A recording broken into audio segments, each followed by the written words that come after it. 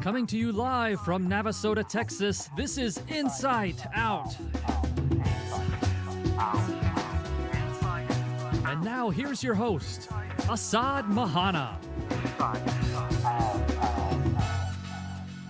Hello and welcome to Inside Out. I'm Michael Gaines, filling in for Assaad Mohanna today. Thanks for joining us on Inside Out.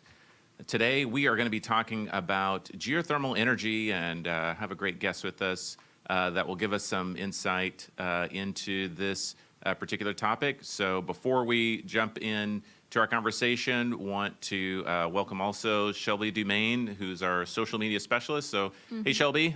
Hey, Michael. Good to see you.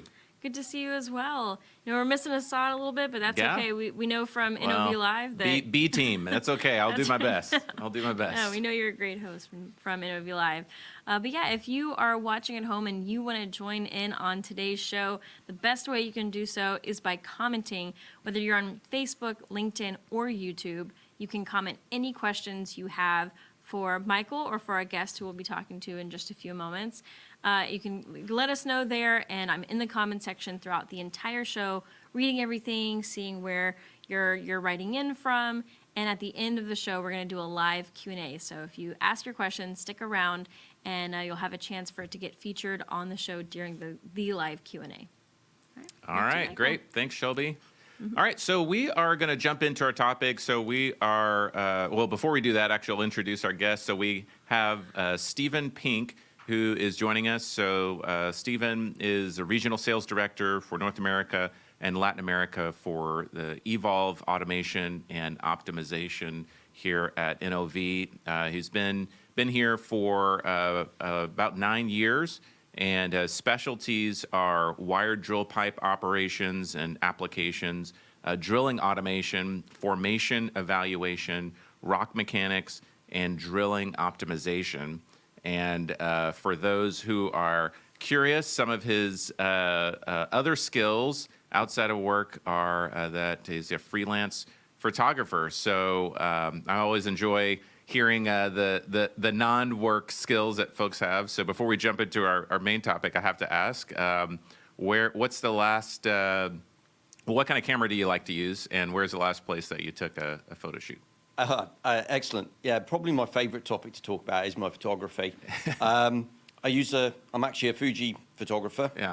I've been lucky enough, one of my friends locally is also the Fuji rep, so I always have extra gear that I can't afford. Sure. And actually the most recent photography work I did was actually in California on a business trip. Went down to Rincon Point and did some local surf photography, catching the locals riding the break at Rincon. Yeah, cool. Well, I'm not a local, and you would never catch me doing that, so I'm glad you saw people that have those skills. That's really good. Well, we're going to jump in, Stephen. So, of course, our topic today, we're talking about geothermal energy, and which is a topic that I think has obviously always been in the energy conversation, but I think in recent years has come to the forefront. And so wanted to maybe talk a little bit about where geothermal energy fits if we're looking at the entire energy landscape and the energy mix. How do we look at geothermal energy and where that fits in? Okay, so geothermal probably today is seen as probably a somewhat minority component in the overall energy mix, but its potential is much more significant. Today, in traditional grid generation, we're probably looking at it representing about 0.2% of the total energy mix globally. Certain countries, it represents a larger proportion. And then if you look at heating, it represents a slightly larger proportion, particularly in Europe, where it represents about 0.4% of the total energy demand for heating. So Germany is seeing a large growth in that area. Areas such as Iceland have always used low-grade geothermal for domestic heating, provides a very low-cost source of heating throughout major cities in Iceland, such as Reykjavik, etc. But primarily today, we're looking at about a 0.2 for the overall sort of part of the energy mix. However, if certain things change, that percentage could shift significantly. But a lot of those changes will be technological. Some of them could be related to governmental and funding, and also probably now that we're starting to see the major oil companies starting to invest in that particular landscape. For example, very recently, Chevron and BP have put seed money into one of the new players in the market ever, where I think the recent investment was about $40 million to enable smaller companies that could be integrators in the geothermal industry to help grow that total market.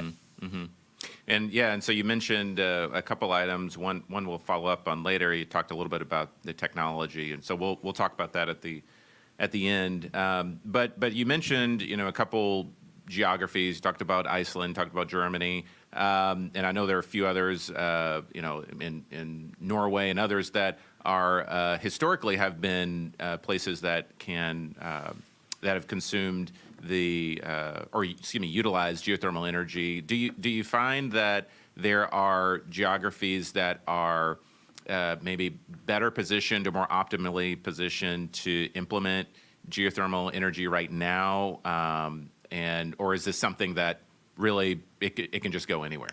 Well, today, yes, there's definitely a geographical limitation really to the geothermal industry, because that's related that you require very specific geological conditions, a little bit like oil and gas in some ways. You need specific conditions to be able to put a plant in place where you have adequate rock temperature and you have fluids in situ that you can create steam with a traditional geothermal facility. So areas such as the Pacific Rim, so California, Indonesia, the Philippines, areas like that which have an elevated geothermal gradient and the ability to create hot rock relatively shallow facilitates the implementation of traditional geothermal resources. And if we look at Iceland again, sits on the Mid-Atlantic ridge, easy access to hot rock, very shallow, and so that creates the ability to do it relatively cost effectively because your resources are relatively shallow. However, one of the sort of innovations that is going on in the geothermal space today is the development of what we call EGS, or enhanced geothermal systems. What that does not require is the presence of hot wet rock. Now you're looking at having a system where you actually fracture the formation to increase permeability and the ability to move fluids through that hot rock. You do not need fluids in situ because you actually inject fluid into the formation and then create steam through the producer. So what that now does is now you're looking for, instead of hot wet rock, you're looking for hot dry rock, and your geographical limit changes because you can go deep and look for that hot rock because you're adding water to the system. So the overall geographical limitations of geothermal pretty much gets changed.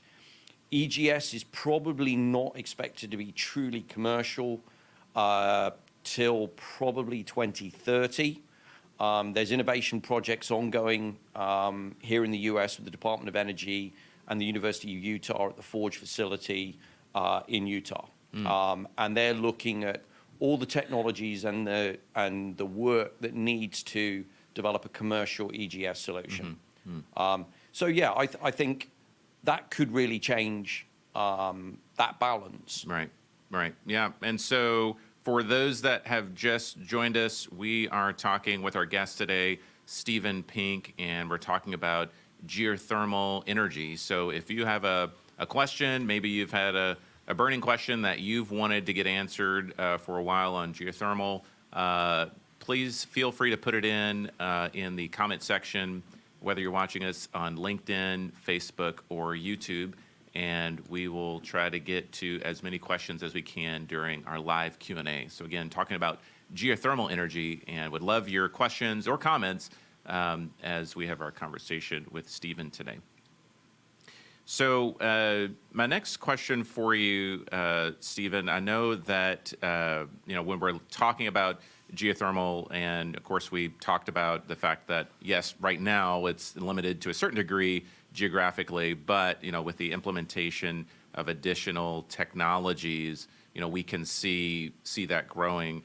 I actually wanted to maybe dive in a little bit on the technology side. So what are some of those enhancements? I know we touched on a little bit, but those enhancements that would really need to come to fruition in order for that to be maybe broader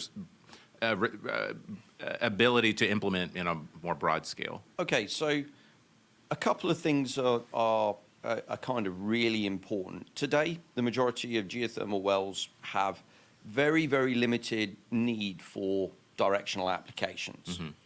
And so we've been able to go after resources that required simple vertical applications.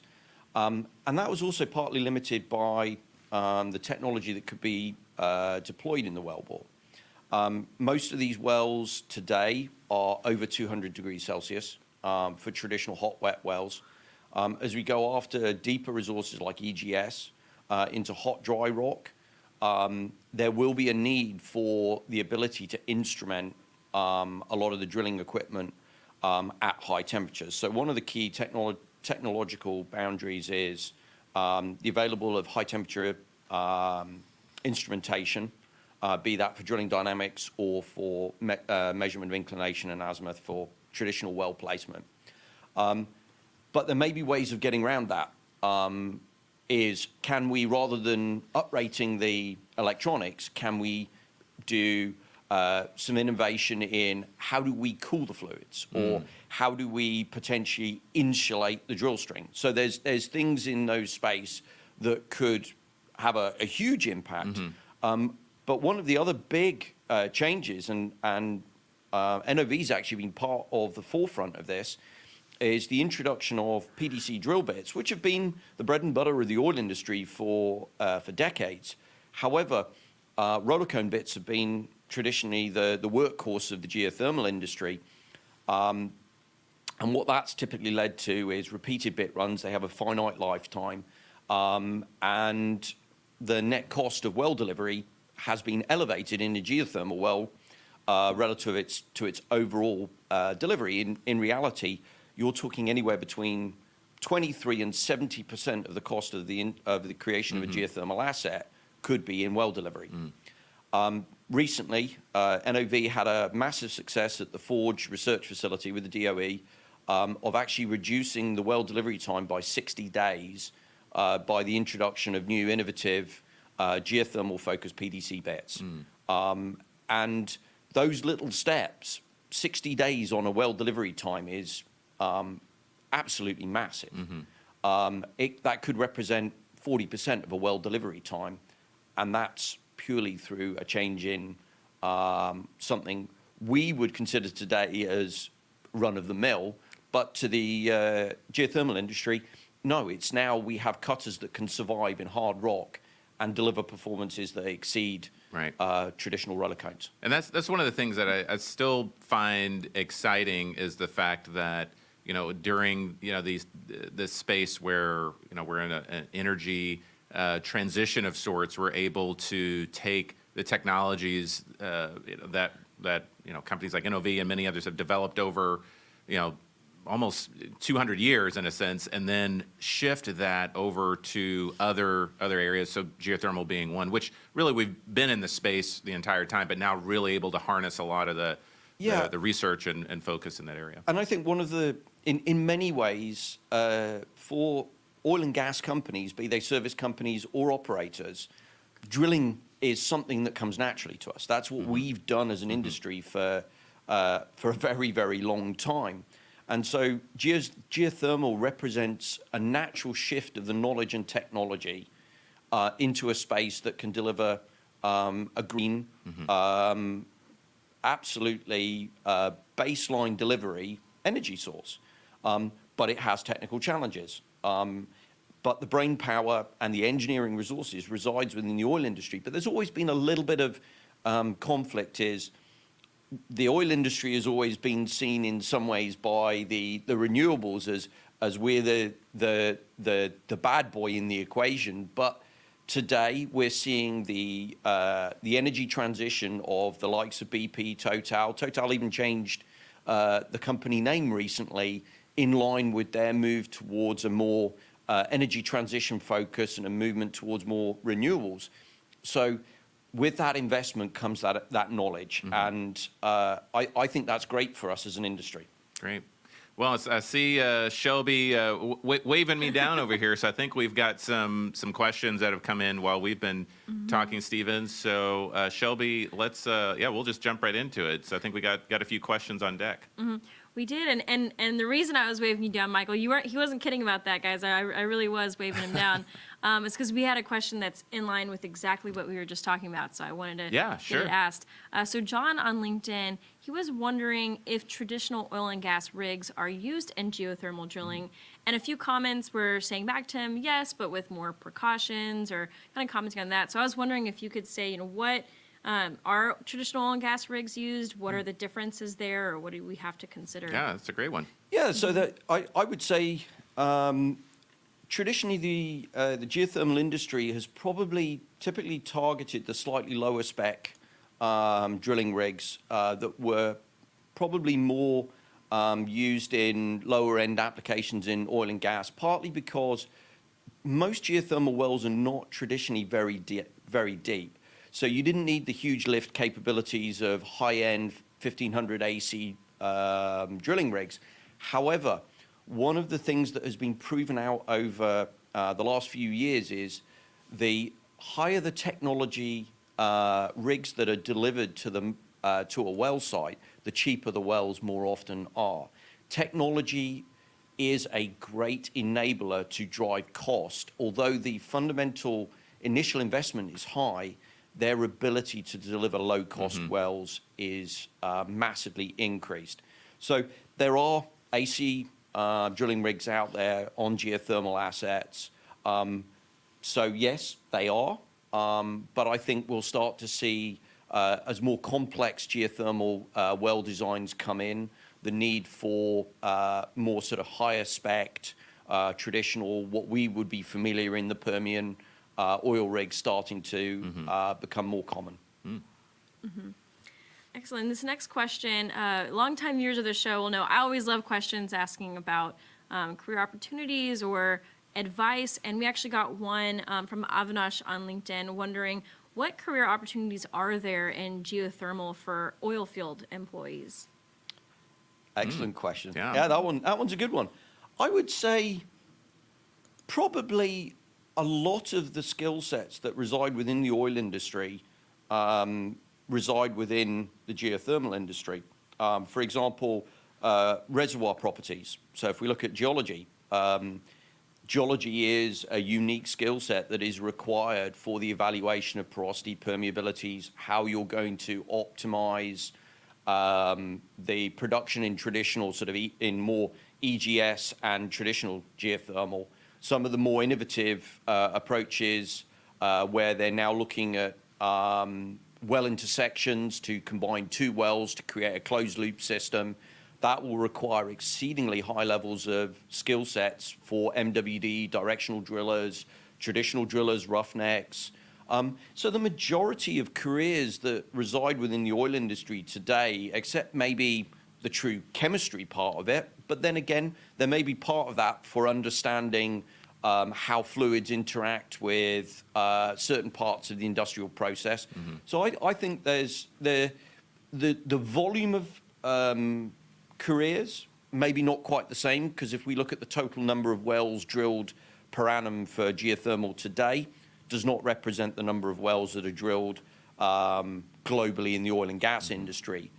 But the career pockets, as that industry grows, I think there'll be great opportunities. Right. It'll also, I'm going to be honest, geothermal generally tends to be in really great places, like lovely areas like Hawaii or Iceland. Really nice, cool places to work. Yeah. Yeah, no, and the crossover is really great, and certainly a lot of shared skill sets and knowledge transfer. Yes. So that's good. I know that's almost tempting me to maybe look for a transfer if I could go to Hawaii for work. So this next question, I actually wanted to bring up because it was a follow-up from John who asked the question about traditional oil and gas drilling rigs. And he wanted to ask, and I know I promised, Stephen, that I wouldn't go into any technical questions. So if it's too technical, say the word, we'll move to the next. Nope. But he was wondering, what are the ranges of drilling mud temperatures in the current geothermal well drilling? Okay, actually, kind of a cool question. So most of the traditional sort of flash wells, quite a lot of them, on occasion, can be drilled at around about 190 to 220, or even some of them probably 150 up to 225 Celsius whilst they're being drilled. Then the heat accumulates very rapidly once the well goes to completion. You get all the fluid migration, you get the cumulative heat.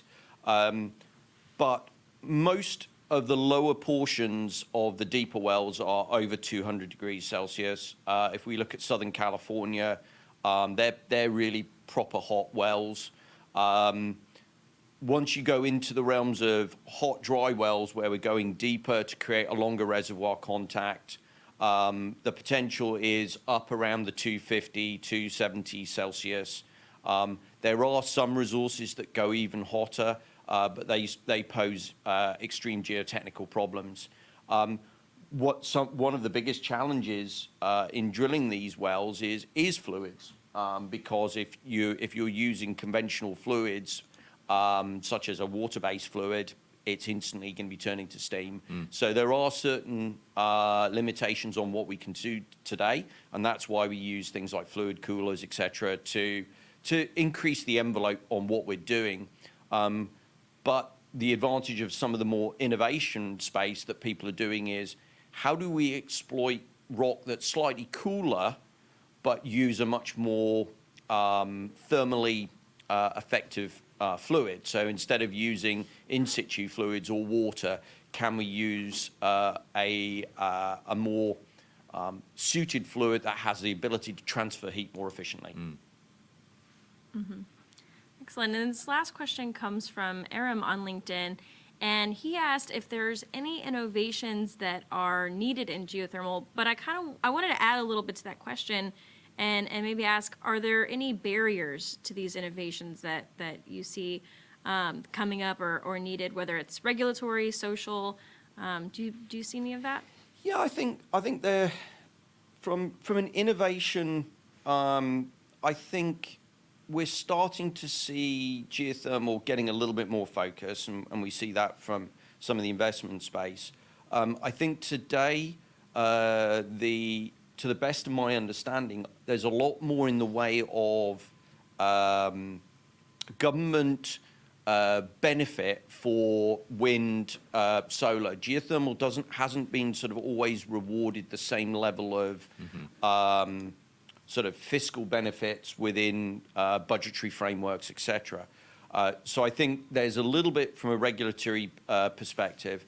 I think there's a little bit of concern, for example, in relation to EGS, because it requires what is effectively similar to hydraulic fracturing in oil and gas. I think there's a certain sort of element of concern for microseismicity and stuff like that.